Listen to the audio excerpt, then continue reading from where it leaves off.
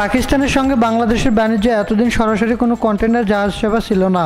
দুই দেশের বাণিজ্য বিলিয়ন ডলারের কম। তবে সরকারের পট পরিবর্তনের পর হঠাৎ করে গত মঙ্গলবার পাকিস্তানের করাচি বন্দরের সঙ্গে বাংলাদেশ চট্টগ্রাম বন্দরের কন্টেইনার জাহাজ পরিষেবা চালু নিয়ে আগ্রহ তৈরি হয়েছে।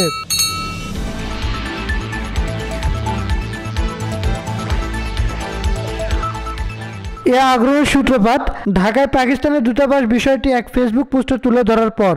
বুধবার এক পোস্টে বাংলাদেশে নিযুক্ত পাকিস্তানের রাষ্ট্রদূত সৈয়দ আহমেদ মারুফের বক্তব্য তুলে ধরে বলা হয়, সরাসরি জাহাজ পরিষেবা পাকিস্তান ও বাংলাদেশের মধ্যে দ্বিপক্ষীয় বাণিজ্য ও ব্যবসায়ী সম্পর্ক বাড়ানোর একটি বড় পদক্ষেপ।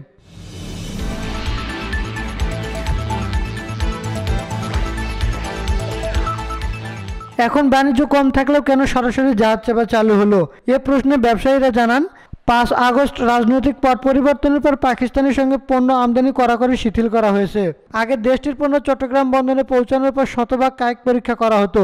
গত 29 আগস্ট এক প্রজ্ঞাপনে এনবিআর তা তুলে নিয়েছে। তাতে সামনে আমদানি বাড়তে পারে এই আশায় নতুন এ সেবা চালু করা হয়েছে।